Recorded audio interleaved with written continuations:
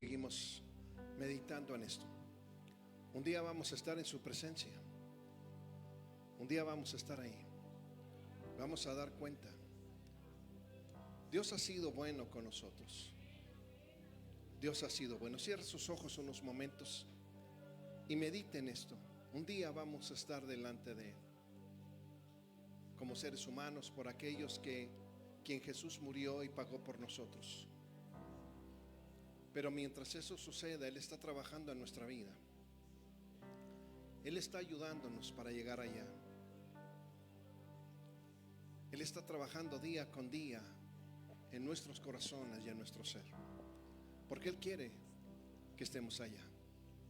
Su propósito es que podamos contemplar su gloria, estar al lado de Él, libres de todo lo que nos aflige, libres de enfermedad, libres de congojas, de problemas, de angustias, de luchas. Ese es su propósito. Por eso Él trabaja con nosotros. Y esta tarde, qué hermoso es poder meditar y decir: Señor, un día vamos a estar contigo. Sea que tú nos llames a tu presencia o tú vengas por nosotros. Cualquiera de las dos cosas sigue trabajando en nuestra vida. Muchas gracias, Señor, esta tarde. Gracias en el nombre maravilloso de Jesús. Aleluya. Quiero invitarle que esta tarde, hermanos, abramos la escritura en segundo libro de los Reyes, capítulo 14, versículo 25. Segundo libro de los Reyes, capítulo 14, versículo 5.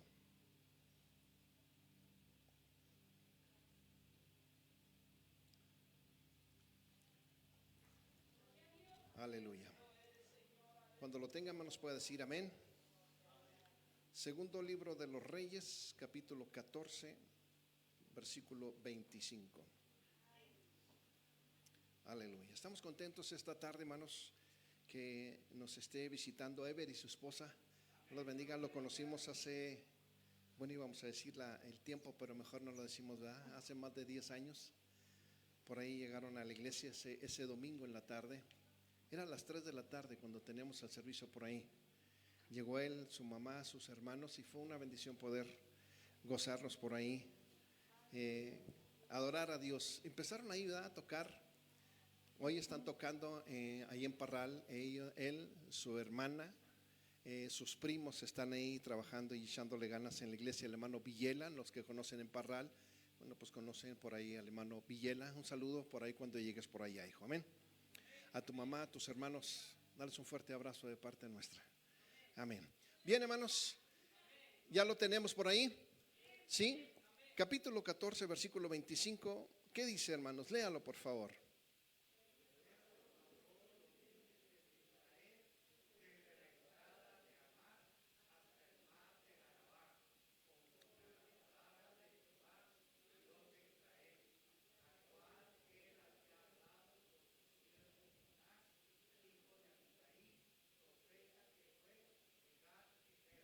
Amén. Tome su lugar, hermanos. Interesante la palabra, precisamente, que fue llevada en tiempos de Jeroboam II. Un tiempo, hermanos, donde la situación de Israel pues estaba aparentemente en calma. Una situación muy interesante, tanto políticamente como alrededor en los aspectos sociales. Estaba al menos aparentemente bien. En el aspecto espiritual, mencionan los comentaristas que en el tiempo de Roboam las cosas estaban más o menos tranquilas en cuanto a las cosas de la búsqueda de Dios. Y era interesante ver cómo Dios utilizó al profeta Jonás. Sí, es el profeta Jonás, el del libro de Jonás. Cómo Dios lo utiliza, lo lleva, hermanos, a llevar esta palabra tan interesante, tan especial, para que pudiese restaurar, menciona este versículo 25, los límites de Israel. Pudo poner paz a través del reinado de Jeroboam, a través del consejo de Dios hacia Israel. Era una situación muy interesante que vivía, porque Israel estaba siendo situada por diferentes naciones. estaba siendo asediada, tratando de ser robada en muchas cosas, pero a través de la palabra que Dios trae a través del profeta Jonás, aquellas cosas Roboam empieza a trabajar y a establecer. Irónicamente, vemos a un Jonás obediente, a un Jonás que se dejó guiar por Dios en ese momento, pero en el contraste lo vemos en el libro de Jonás de una manera un poco diferente. Jonás capítulo 1, váyase conmigo. Jonás capítulo 1, versículo 1 al versículo 3. ¿Ya lo tenemos? ¿Sí? Bien, dice, vino palabra de Jehová a Jonás, hijo de Amitai, diciendo, levántate y ve a Nínive, aquella gran ciudad, y pregona contra quién. ¿Pregona contra quién? Pregona contra ella, porque ha subido su maldad delante de mí. ¿Qué dice el versículo 3, hermanos?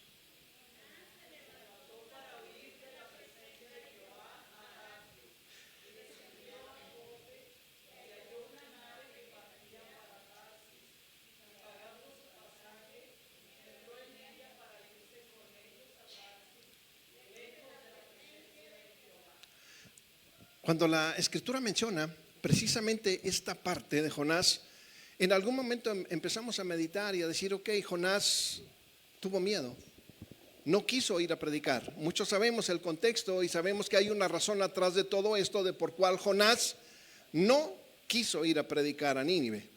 Algunos han comentado las atrocidades que aquellos asirios habían hecho con Israel, aquellas cosas en las cuales llevaban cautivos a muchas de las mujeres. Algunos comentaristas hablan de una manera muy cruda cómo estos hombres, los asirios, trataban con las mujeres de Israel. En algunas de las cosas ellos decían que a las mujeres embarazadas las abrían de su vientre, sacaban el producto y metían animales vivos dentro y después los cocían. Situaciones como esas tan difíciles, otros mencionaban que a los reyes o a los gobernantes de aquellas ciudades de Israel los tomaban cautivos, los llevaban al desierto, ¿cómo se dice cuando les quitan la piel? Los desollaban.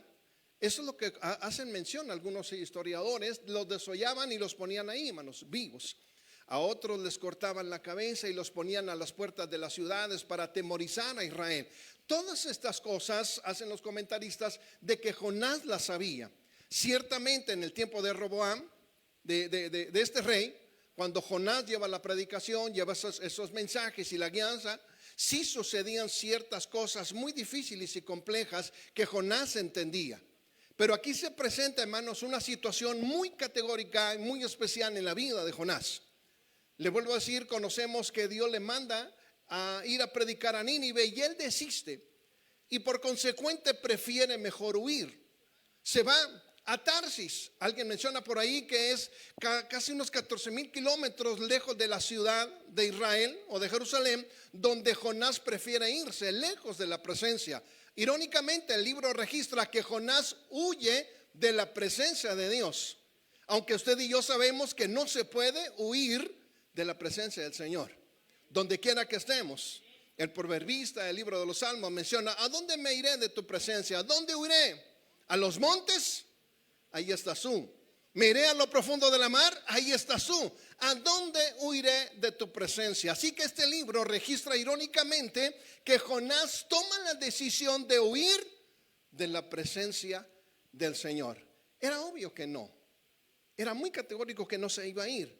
Pero presenta una situación muy interesante, porque en el trato de Dios hacia Jonás era tan importante para que se cumpliera el propósito de salvar a una nación impía, a una nación que había subyugado, que había maltratado, que había hecho tantas cosas al pueblo de Israel. Y el propósito de Dios era restaurarlo, era salvarlo, era cambiarlo. Y qué bueno, hermanos, que ese propósito de Dios no ha cambiado en nuestros días. El propósito de Dios es restaurar a la humanidad, es restaurar los corazones, es salvarlos, es rescatarlos por muy pecador que se pueda considerar. Pero enfrentamos una situación y un complejo que Jonás tenía y empezaba a desarrollar en esto. Pero me agrada cómo Dios empieza a trabajar en la vida de Jonás. cómo Dios empieza a tratar de cambiar. Y es ahí donde compagina, hermanos, el trato de Dios hacia nosotros como una persona, si me permite decirlo de esa manera, que se interesa de una manera tan profunda en la vida de sus hijos, Dios mismo.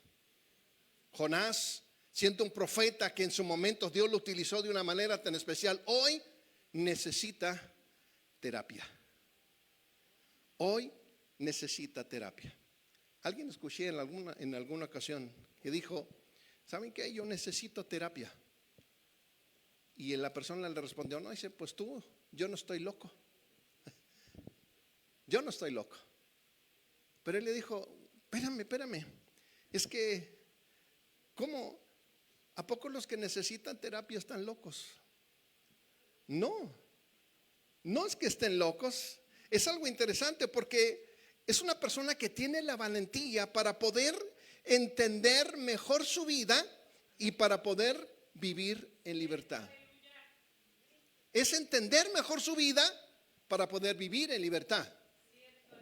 Y quizás estamos un poquito escépticos en el decir, bueno, terapia. ¿Quién mejor terapeuta que Dios mismo? ¿Quién mejor terapeuta que Dios mismo? Dios de una manera, hermano, nos recuerda su palabra, nos recuerda sus promesas, trata con nosotros, quebranta nuestra vida como el alfarero al barro, la vuelve a hacer de nuevo porque Él es el Señor de señores. Él conoce nuestra vida desde lo más profundo, a lo más escondido, lo más abajo. Él lo conoce. Conocía precisamente a Jonás en esta área. Todas las situaciones que él empezaba a enfrentar y a vivir, y empieza a trabajar. Y me gusta porque a través del libro de Jonás se ven tres cosas interesantes en la vida de esta forma de trabajar de Dios sobre Jonás. Una, la forma en que Dios va creando un vínculo en la vida de Jonás. ¿Cómo va creando, hermanos, esa cercanía en la vida de Jonás para poder orientarlo y que se abra esa confianza? ¿Cómo no pierde Dios el objetivo? Aunque a veces, hermanos, nosotros procreamos circunstancias diferentes. Dios no pierde su objetivo con nosotros. Si así fuera, ¿dónde estaríamos ahorita?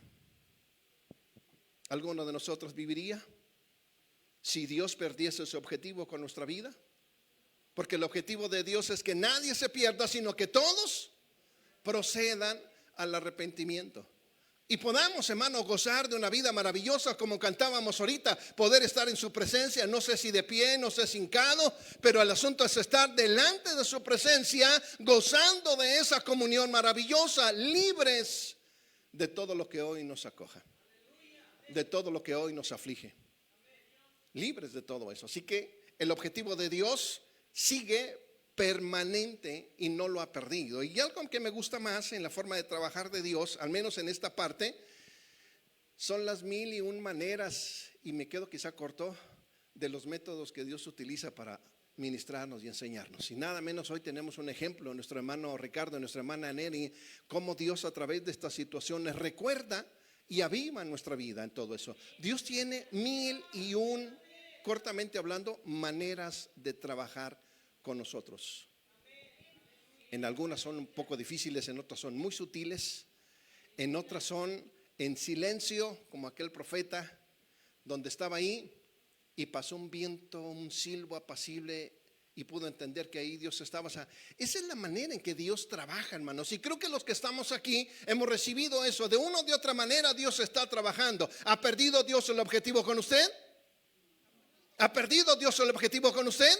No lo ha perdido, porque todavía Dios sigue trabajando en su vida. Hoy todavía nos presta la vida, nos permite ver un día nuevo, y Dios está cumpliendo su objetivo hoy en este día. Así que maravilloso son los propósitos de Dios.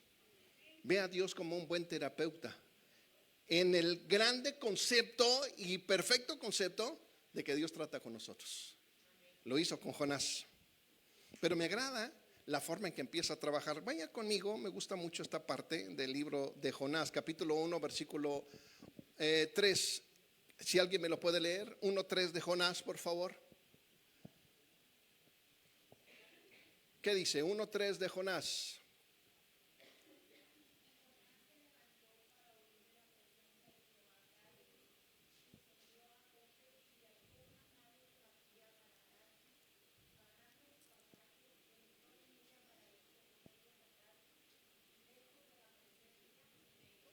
toma la decisión Jonás de huir.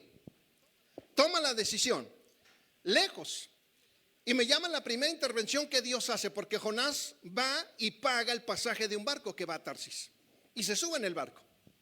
Vamos a hablar de que era un barco mercante que llevaba personas y cosas, así que él paga su pasaje y dijo: aquí me voy, lejos y no hay. Pero la intervención de Dios en su objetivo no se pierde.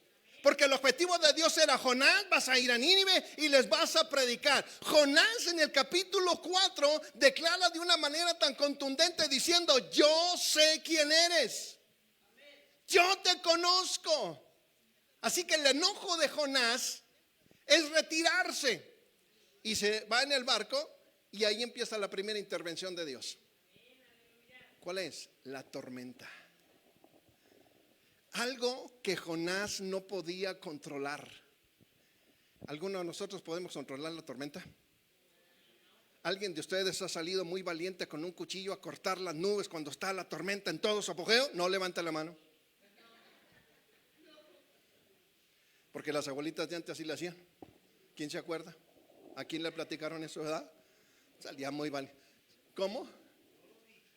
Ahí está. Testigo ocular tenemos. ¿También lo vio? O sea, qué valentía. Porque si yo me pongo a imaginar, Dios santo, dije, donde se salga un rayo cuando tenga el cuchillo cebollero ahí, que esté dándole el tasajazo, Dios de la gloria.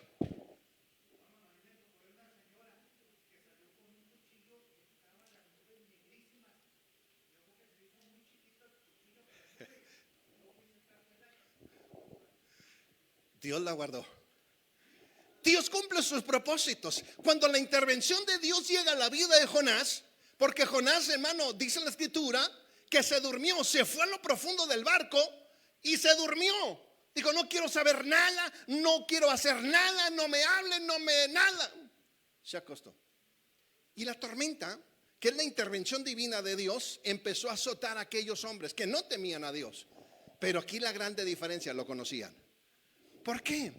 Usted se da cuenta que la escritura menciona que empezaron ellos a clamar a sus dioses. Y algo pasó, o sea, ellos se dieron cuenta de que la tormenta no era normal. No era una tormenta que ellos habían sorteado en otras ocasiones, era una tormenta diferente. Una tormenta que no era algo común que ellos habían vivido. Y es ahí, hermano, donde usted y yo podemos darnos cuenta cuando Dios empieza a intervenir en nuestra vida, cuando algo no es normal, cuando algo no es cotidiano. Qué curioso que de repente empiezan las cosas mal y otra, y alguien dijo: y no llueve sino relampaguea y truena, y una y otra y otra, y pues ¿qué está pasando? No es algo normal, es algo que Dios está interviniendo para nuestra vida, porque no ha perdido su objetivo sobre nosotros. Jonás no podía controlar la tormenta, es algo fuera de su control. Así que llegan aquellos hombres y empiezan a decir: a ver, ¿quién es? Vamos a echar suerte. Es una costumbre muy común, gracias, de aquellos entonces.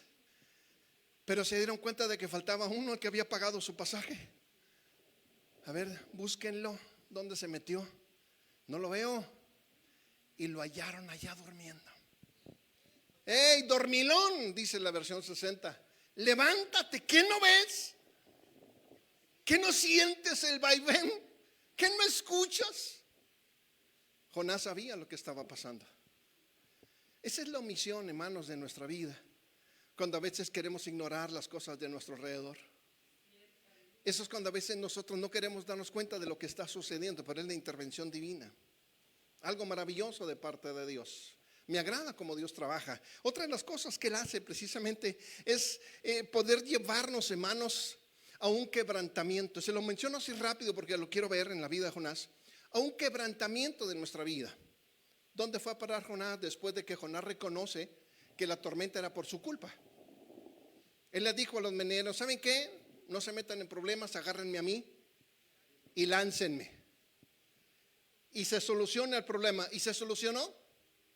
Sí, pero siempre ha sido mi pregunta: qué chistoso, ¿por qué no se aventó él? O sea, ¿por qué les dijo a los marineros, agárrenme y aviéntenme? ¿Por qué no él dice, no saben qué? Espérense, no se metan en broncas, yo solito me aviento? ¿Se había puesto a pensar en eso? ¿Por qué les pidió a los otros? ¿Por qué no él toma la decisión? Cuando hay una resistencia a la realidad de nuestra vida, no queremos nosotros actuar. Esperamos que alguien lo haga por nosotros. Esperamos que alguien lo haga por nosotros. Y como Dios no pierde el objetivo, dijo, eso quieres, perfecto. Agárrenme 3, 4 a este y aviéntenmelo. Eso está pidiendo, échele. Vamos para allá. Como todo buen padre, eso quiere, hijo de mi alma, adelante. Pero lo bueno es que Dios no pierde su objetivo, porque siempre Dios tiene un plan bien trazado. La intervención de Dios, hermanos, es tan especial que Él lleva a Jonás a ese quebrantamiento y prepara el gran pez. Algunos dicen que es un cachalote, otros dicen que es un leviatán. El asunto es que en estas versiones menciona que era un gran pez y se lo come a Jonás, porque Dios ya había preparado y se hace bonanza. Por eso le digo, hermanos, cuando nos empezamos a dar cuenta de que las cosas que están a nuestro alrededor no son comunes, no es algo normal, cuando Dios toma el control y nos hace empezar, hermanos, a trabajar en esa terapia, de repente las cosas se calman. Caray, ¿qué pasó? ¿Se calmó? Sí, se calmó, porque Dios tiene control de todas las cosas que nosotros no tenemos el control. Aquellos marineros, dice la escritura, y me gusta porque ellos reconocieron al Dios de Israel, al Dios de Jonás. Y dice que en esos momentos, cuando todo vino a la calma, ellos, hermanos, hicieron sacrificio e hicieron votos al Dios de Israel. O sea, se convirtieron. Dios tenía control. ¿Cuál era el objetivo de Dios? Salvar a aquellos marineros que no lo conocían, pero también tratar con la vida de Jonás. Jonás no entendía. Él estaba renuente al llamado de Dios, a esa capacidad, y quiso huir y involucró a aquellos pobres, y a aquellos pobres los puso en predicamento en el mar, que ellos sabían que no era normal, ya se morían, inclusive quisieron navegar en el barco para llevarlo a tierra, pero la tormenta se hacía más dura. Ellos pagaron las consecuencias de la vida de Jonás, pero vean el control y el objetivo de Dios. Dios lo restaura, lo sana, lo salva, y se van con una experiencia de que Dios tiene control aún de las cosas que nosotros no podemos. Y Jonás en el vientre del pez, en lo profundo. El objetivo de Dios no cambia. Me voy rápido porque quiero avanzar.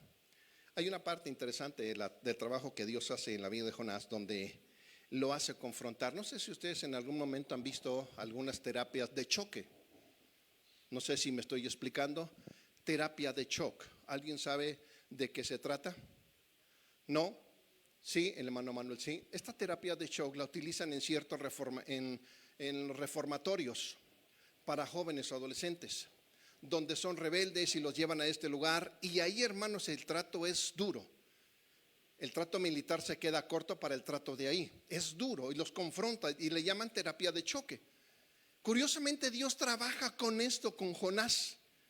No lo golpea, pero Dios sabe tratar. ¿Se acuerda de la calabacera? Va Jonás, después de que todo eso, que lo vamos a ver ahorita, va a predicar y se está ahí. ¿Y qué creen? Dios salva a Nínive. Nínive agarra la onda, mandan a ayunar a todo mundo, hasta los chuchos ayunaron, todo mundo, y Dios los perdonó. Y Jonás se enoja. Jonás se enojó porque dijo: yo sabía que tú eres Dios y que puedes perdonar. Jonás sabía el objetivo de Dios, era salvar. Pero vamos a ver ese conflicto. Así que Jonás sale y se enoja y se sienta lejos para ver lo que iba a suceder. Había 120,000 personas, dice el libro, que estaban ayunando y pidiendo perdón a Dios. Y Jonás acá esperando que sucediera el cataclismo, que cayera una bomba de megatones y saliera aquel hongo y todo el mundo saliera. Pero no, Dios los perdona. Se molesta Jonás y le dice: Señor, prefiero morir antes de ver a todos estos perdonados. Su actitud era tan dura que se sienta ahí. Y Dios empieza a trabajar con la terapia de shock. Hacen hacer una calabacera, se desarrolla, le da sombra, feliz de la vida. Jonás dijo: allá no me va a calar el sol, estoy aquí a gusto, ahora sí voy a ver el espectáculo sabroso. Y para la siguiente mañana la calabacera se seca, se le acabó la luz, se le acabó la frescura y vuelve otra vez a decir: ay, prefiero morir, mátame mejor. Se enojó. Y es donde entra, hermanos, el trato directo de Dios y esas preguntas fuertes de Dios personales. ¿Te enojaste por la calabacera? Ay, es que, mira, crece y luego ya se va y aquí estoy yo sufriendo. ¿Te enojas por algo que tú no sembraste ni cuidaste? ¿Por eso te enojas? ¿Ya quieres morirte por eso? Y no puedes comprender que yo puedo perdonar a todas estas personas, que las creé, que yo di mi vida por ellos, que yo los amo, que mi objetivo no se ha perdido, que quiero restaurarlos y sanarlos aunque hayan sido lo peor. ¿Que no puedes tú comprender eso? ¿Sí me explico? De repente hace que Jonás se sienta tan a gusto con la calabacera, que la ame, que abrace, que esté ahí. De repente se le va y se le acabó el entusiasmo, se le acabó la emoción, ya no lo ve bien. Ahora odia, de lo bueno a lo malo, del gusto al odio, del amor es así, es verdad, del amor al odio. Es que se me hizo bueno a la calabacera. No te me vayas para otro lado. Cómo Dios trabaja con esta situación. Pero quiero que veamos, hermanos, precisamente la manera de pensar de Jonás. Y creo que aquí, hermano, nos va a ayudar a nosotros a poder trabajar con el propósito de Dios. Dios no ha perdido el objetivo. Jonás tenía sus dificultades. Así, Jonás tenía sus dificultades. Pero le digo una verdad: ¿a quién Dios mandó para predicar a Nínive? ¿Desistió Dios cuando Jonás huyó de su presencia porque no le quiso hacer caso? ¿Desistió Dios cuando Jonás se quejó de la vida? ¿Desistió Dios cuando Jonás le dijo en repetidas ocasiones: mejor mátame? Pues, no quiero estar delante de ti, mejor mátame. ¿Dios desistió? No. ¿Por qué? Porque Dios vio en Jonás la capacidad de llevar esa palabra para que el pueblo se convirtiera. ¿Qué quiere decir? Dios ha visto en ti y en mí la capacidad de poder llevar su palabra, de poder ser esas personas que le sirvan con el corazón. Dios ve tu capacidad. Dios ha dado talentos a tu vida. Dios ha dado eso especial a ti. Él ha visto eso, pero quizá a veces somos renuentes. Tenemos el temor a confrontar, tenemos el temor a poder avanzar, porque decimos: la obra es grande, es tan pesada, es tan fuera de mi lógica, porque así lo pienso. Pero Dios tiene que entrar como un terapeuta a tu vida para hacerte cambiar de perspectiva y que no bases tus decisiones en tu fuerza, en tu capacidad, sino en el objetivo de Dios para tu vida.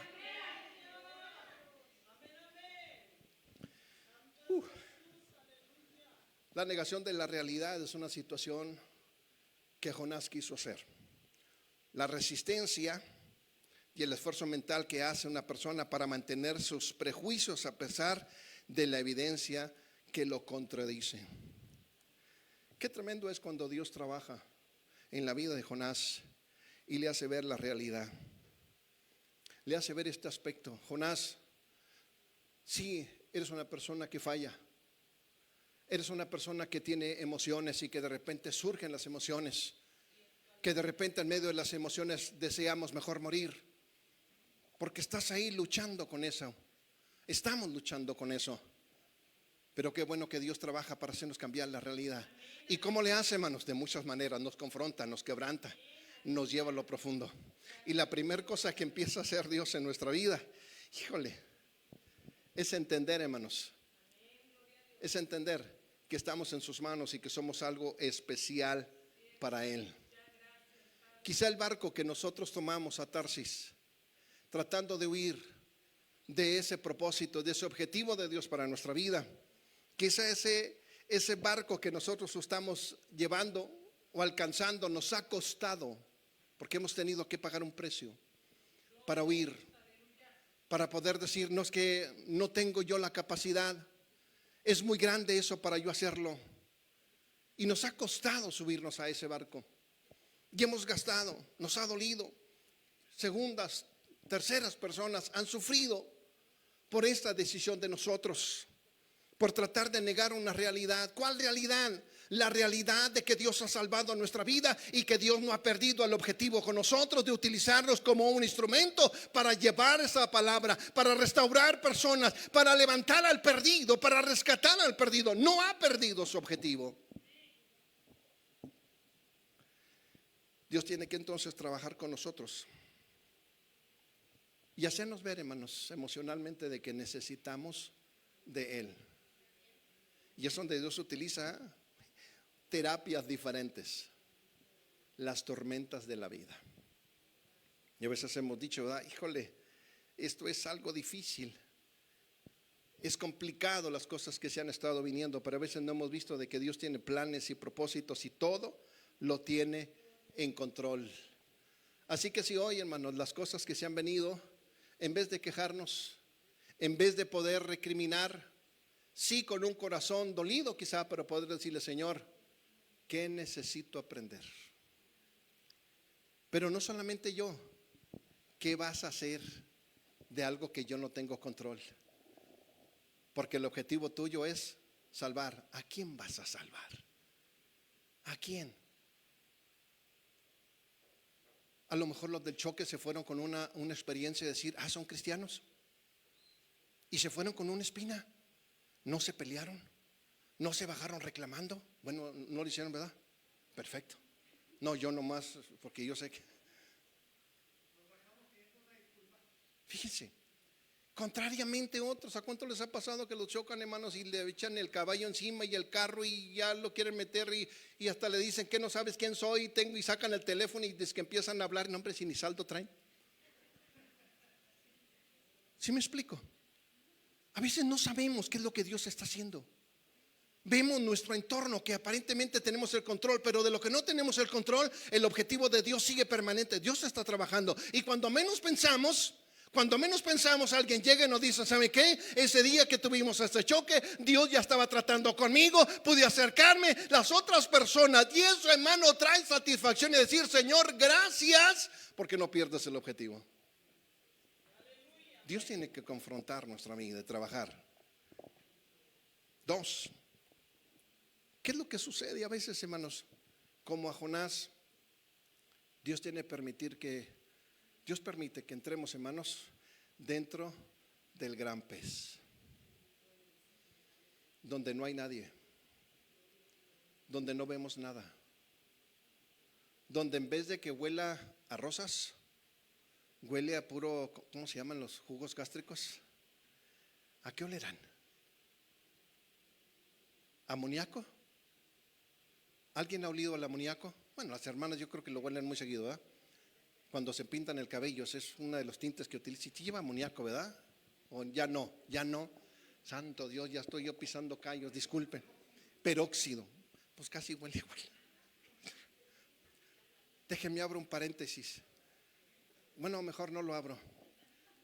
Sí, porque no, después no. Iba a decir del peróxido, pero no.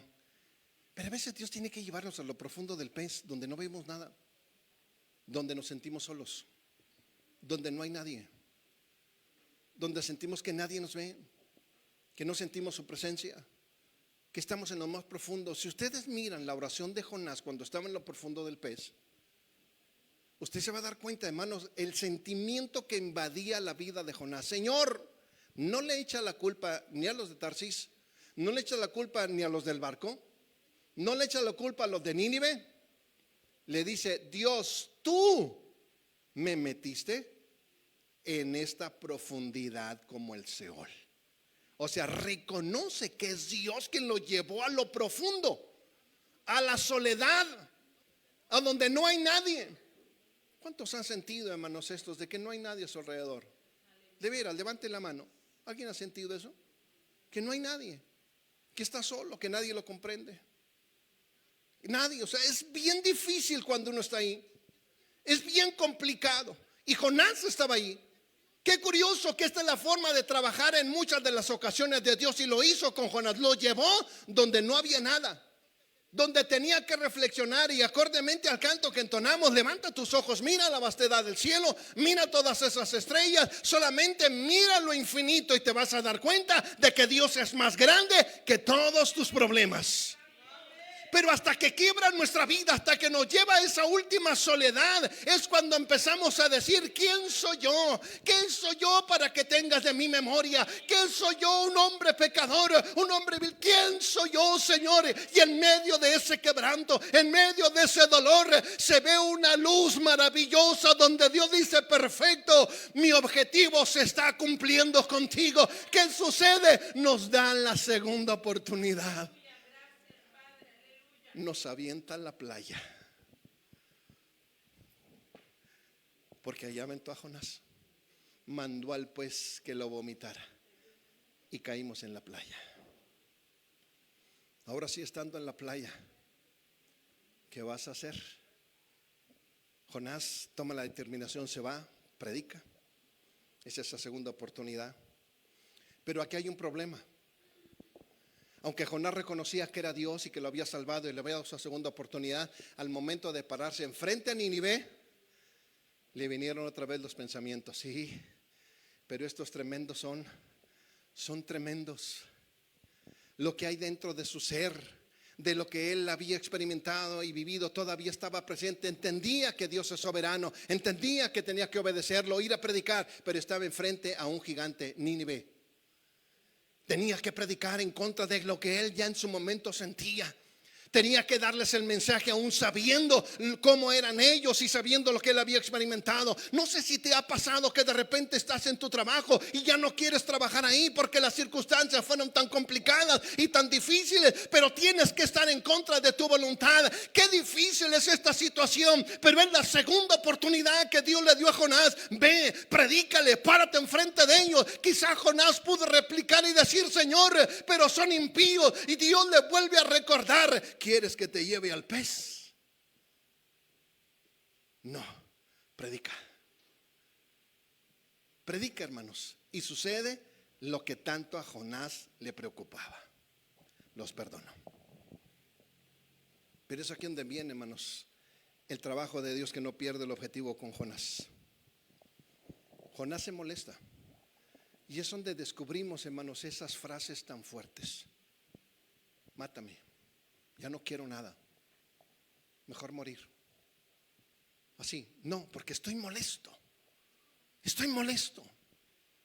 Y se fue. En ese trato Dios empieza a trabajar con nosotros. Y empieza a trabajar con Jonás precisamente ahí.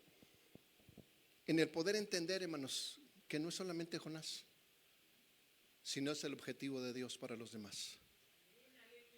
El propósito de Dios no solamente era restaurar a Jonás, era restaurar todo, y entre ellos Nínive. Jonás no lo alcanzaba a percibir por su dolor, por su forma de pensar, por algo interesante y algo difícil en su vida, pero tuvo que hacerlo meditar en lo profundo. Tuvo que quebrantarlo, tuvo que llevarlo a esas experiencias, ese tipo de terapias, para poder hacerle entender que es Dios. Queda una incógnita en el libro de Jonás. Si usted mira el último versículo del último capítulo, el libro no declara si Jonás cambió. No dice si Jonás transformó su forma de pensar, porque quedó en una interrogante. Curiosamente quedó así. No hay escritos de algunos comentaristas o algunos historiadores donde hagan alusión a que Jonás cambió. No hay esa información. Algunos escritos se perdieron, otras cuestiones no están ahí, son muy ambiguas, pero queda esa pregunta: ¿cambió Jonás? ¿Obedeció? ¿Dios trabajó con él? Pero realmente la vida de Jonás posteriormente fue diferente, como la fue de Pedro, que Pedro fue muy arrebatado y Dios tuvo que tratar con él. Y al final de cuentas lo vemos un hombre tremendo, guiando a la iglesia, trabajando, saliendo adelante. Pablo, uno de los grandes perseguidores, como vemos que su vida fue transformada, cambiada en sus escritos, en sus cartas, en sus enseñanzas. Lo vemos así de manera, pero en Jonás no. Queda el interrogante. El asunto es el toque de Dios para nosotros. Quizá, hermanos, para nuestra vida, nuestro Nínive es difícil. Quizá ya salimos del vientre del pez. Quizá estamos en la playa. con la expectativa de que a dónde vamos. Quizá otros están en la calabacera, en ese vaivén de sentimientos. Quizá otros ya la calabacera ya no está. Estamos frente al gran milagro de Dios transformador con los demás, pero ahí estoy. Solo quiero hacerte estas 3 observaciones y pedir que te pongas de pie. 1, el trabajo que Dios nos ha dado, hermanos, no es sencillo, es muy grande. Porque el área de trabajo no se limita solamente a nuestra iglesia, a nuestro entorno, va mucho más allá. Y Dios utiliza muchos medios, hermanos, para hacerlo.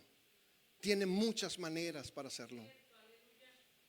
Pero recordemos algo, a veces nuestro temor, porque pensamos que nuestra capacidad no da para eso y minimizamos el objetivo de Dios. Quiero recordarte entonces que Jonás no necesitaba ser perfecto para salvar a Nínive. Lo que necesitaba solamente era estar presente. No necesitaba ser perfecto, solamente obedecer y presentarse ahí a Nínive. Y Dios iba a hacer lo demás, no Jonás. Quizá nuestro Nínive, hermanos, tu Nínive y el mío, no necesita un superhombre, una supermujer. Necesita personas como tú y yo, que creemos que Dios puede hacer las cosas, pero sin el escudo de la evasión. Es dejar que Dios haga las cosas. Por último, qué difícil, porque Jonás no huía de una ciudad, no huía de Dios, huía de sí mismo. Qué difícil es cuando tú y yo no nos damos ese lugar que Dios no nos ha dado. Sí, somos faltos, no somos súper, pero solamente necesitamos estar presentes, porque el objetivo de Dios se va a cumplir. Solo espera personas como tú y como yo, que podamos decir: sí, Señor, aquí estoy. Válido es llegar y decirle con todo respeto: Señor, es que no se lo merecen. Esa es nuestra forma de mirar a manera corta, sí, a manera corta, porque no tengo la misma visión y la capacidad de mirar de lo más alto como Dios lo hace. Esa es mi manera, pero voy a aprender, porque Dios nos está dando esa oportunidad día tras día. Estamos ahí. El objetivo de Dios para ti y para mí no cambia, sigue el mismo. Dios quiere que crezcamos, Dios quiere que maduremos, Dios quiere que seamos instrumentos en sus manos, pero hay un objetivo maravilloso. Dios quiere que aprendamos a amarle de una manera especial y maravillosa. No tenemos por qué minimizar lo que Dios está haciendo en nuestra vida, ni decir no tengo la capacidad, porque realmente nosotros no podemos manejar las circunstancias. Las tormentas de la vida no las podemos manejar. Qué bueno fuera, ¿verdad? Poder decidir qué tormenta nos llega y en qué día y a qué hora. Particularmente pues que llegue de noche, para mí. Pero hay otros que trabajan de noche. Pues, como yo trabajo de noche, que le llegue a mediodía. Pero a mediodía es un poquito más complicado. O decidir qué tipo de tormentas lleguen a nuestra vida para poder controlarlas. Qué fácil sería si Dios nos diera la capacidad de poder decirle: bueno, mira, Señor, ¿sabes qué? Ya va a entrar, ¿qué va a ser? Abril, ¿verdad? Marzo, abril. Viene la Semana Santa, Señor. ¿Qué te parece si en la primera semana que se nos acabe el trabajo, pero que en la segunda llegue un trabajo mejor remunerado? ¿Qué te parece, Señor? Ya para irme preparando, ir juntando ahí latas y agua y todo lo que se necesite. No tenemos control de esas cosas, no las tenemos. Por eso nos conviene solamente estar ahí de pie delante de su presencia. Aquí estoy, Señor. Yo no tengo la capacidad de controlarlo, pero tú sí. ¿Qué me vas a enseñar? ¿Qué no he aprendido? ¿Qué no he valorado? Aquí estoy. Permíteme asimilarlo. Permíteme ser parte de tu objetivo. Permíteme serlo. Pero jamás resistirnos, jamás minimizar a Dios de lo que Él pueda hacer a través de nuestra vida. Termino con esto. El propósito de Dios se va a cumplir contigo o sin mí. Dios no cambia de objetivo. Él va a seguir salvando personas. Él va a seguir restaurando, va a seguir llenando, va a seguir moviéndose. Él lo va a hacer, contigo o sin mí. ¿Qué es lo que espera de nosotros? Que aceptemos esa oportunidad de estar en la playa y decirle: Señor, ok, voy a pararme ahí. Habla tú, sé tú, muéveme tú. Permíteme aprender y ser ese instrumento en tus manos. No fijarme en lo que pueda hacer, sino en lo que tú puedas hacer a través de mí. Póngase de pie esta tarde.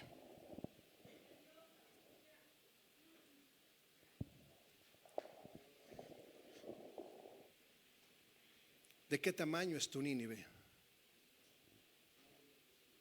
¿De qué color es tu Nínive? ¿El barco donde tú vas es fuerte? ¿Estás escondido abajo en el barco donde nadie te vea? ¿Has reprimido todo eso en lo profundo de tu ser para que nadie se dé cuenta?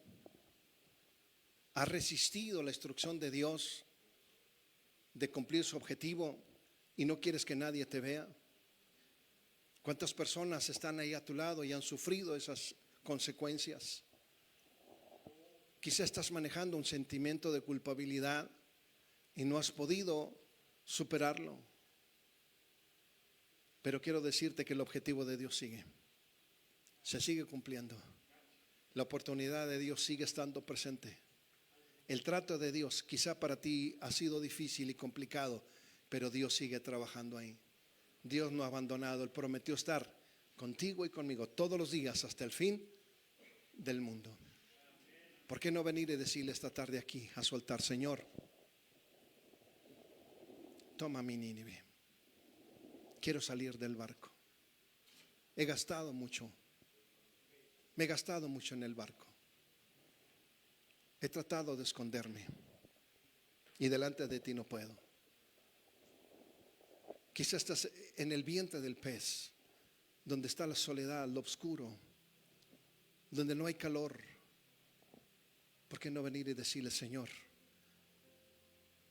abre esa luz que me indique que hay esa oportunidad maravillosa? Al final de cuentas tu propósito se cumplirá conmigo, pero aquí estoy. Hazme entender que no soy el centro de todas las cosas, sino el centro eres tú. Que no soy el ancla, que eres tú. Que no soy el único, que eres tú. Yo soy uno de los que has tenido misericordia. Yo soy uno como los de Nínive, que tú proclamaste condenación si no te buscábamos. Y lo hemos estado haciendo, Señor, y has tenido misericordia. Yo soy uno de ellos. Como aquel rey, quiero despojarme de mis ropas reales. Quiero despojarme de mis privilegios y presentarme delante de ti y decir: Señor, ten misericordia. Cumple tu propósito en mi vida. Cumple tu propósito en mi vida. Sácame de esas profundidades, de esa oscuridad, de esa soledad. Sácame de eso. Permíteme ver esa luz y poder aprender y ser ese instrumento en tus manos, Padre. Muchas gracias en esta tarde, Señor. Muchas gracias. Sea cual sea, Señor, la forma en que estés trabajando con nosotros, sea la estrategia que tú estés utilizando, cual sea, te agradecemos porque el objetivo tuyo sigue en pie. Sigue en pie. Y es estar ahí, ayudarnos, hacernos madurar, ser ese instrumento en tus manos. Muchas gracias, Señor. Muchas gracias.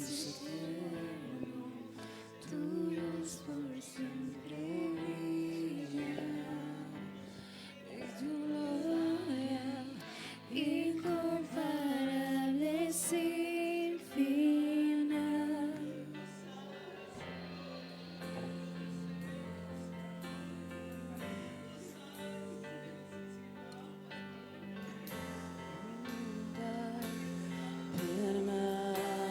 Permanecerán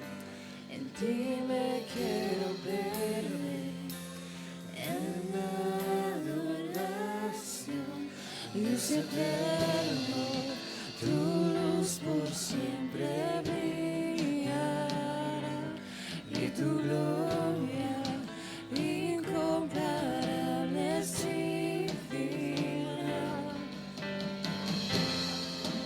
De mi corazón te doy el control, consume todo mi interior, Dios. Justicia y amor me abrazan.